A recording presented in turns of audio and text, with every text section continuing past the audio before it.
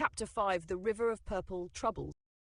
The next morning arrived quietly, like a whisper floating through Abigail's window.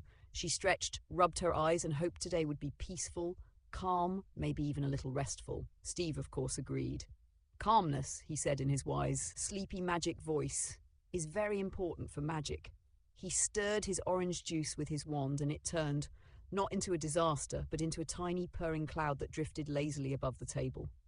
So they set off for the river behind Abigail's neighborhood, a place that was usually quiet, cool, and beautifully blue. But today, as they stepped to the riverbank, Abigail paused.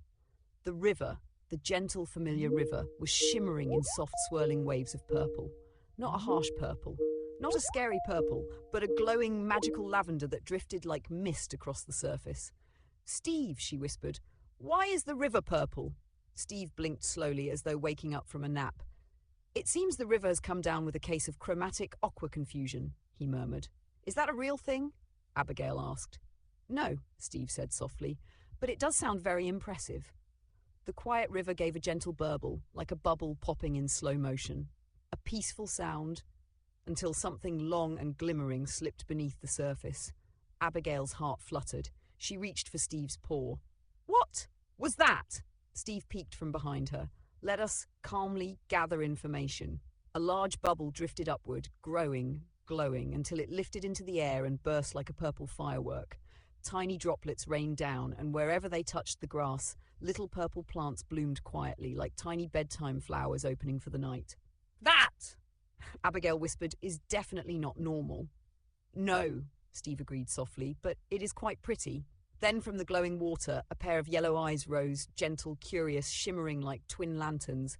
A smooth purple head followed, crowned with frills like soft, velvet leaves. "A river dragon," Steve breathed. It wasn't big. It wasn't frightening. It was beautiful, like a sea serpent made of moonlight and watercolor. "Is it dangerous?" Abigail whispered. "Only," Steve murmured, "if it's feeling a bit cranky." The dragon gave a small growl, not a fierce one, more like a tired dog wanting help but not knowing how to ask. Then Abigail saw it. Around its tail, tangled tightly, was a fishing net. "Oh no," she whispered. "It's stuck." The dragon shifted, frustrated, sending ripples of lavender across the river. "It needs our help," Abigail said gently. Steve nodded. "Yes, but we must be very calm. A stuck dragon is a nervous dragon." He flipped through his spellbook carefully, slowly, like turning the pages of a bedtime story. "Ah!" he whispered. "A calming spell, Serenifloof." "It sounds fake," Abigail murmured softly. "Even so," Steve said, "is perfect for bedtime and dragons." With a gentle wave of his wand, he whispered, "Serenifloof."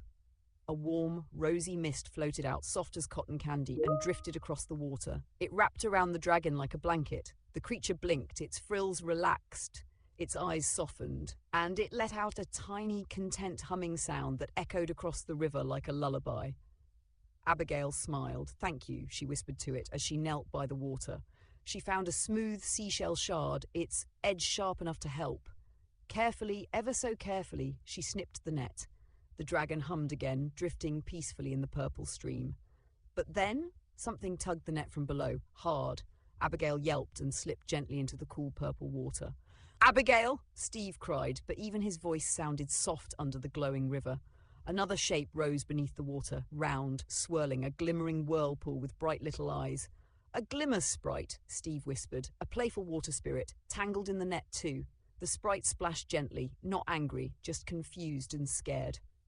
The river stirred. Dragon, sprite, purple waves. Abigail called, "Steve, help!"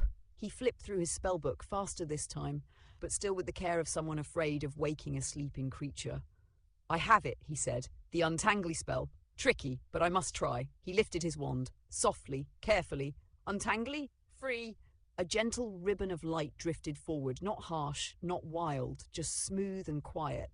And the net loosened. It loosened more and more. And then everything began to untangle. Vines, shoelaces, Steve's cape, a tree branch, even the clouds above. "Steve," Abigail said softly, "it's doing too much." Steve winced. "I can't stop it." But then the river dragon lifted its head. It sang. A soft, melodic roar, deep and peaceful, like the sigh of a giant who has just settled into bed. The sound rippled through the air and the wild magic paused, stilled, and faded into tiny golden sparks. Everything slowly, gently came back together. The river drifted from purple back to soft blue. The glimmer sprite peeked out and swirled shyly away. The dragon, free now, nudged Abigail with a grateful hum. She stroked its cool, smooth scales. "You're welcome," she whispered. Steve bowed deeply. The dragon gave him a sleepy splash in return. And as Abigail and Steve walked home, hand in paw, the river shimmered behind them, not purple anymore, but glowing gently, as if offering a quiet, magical good night.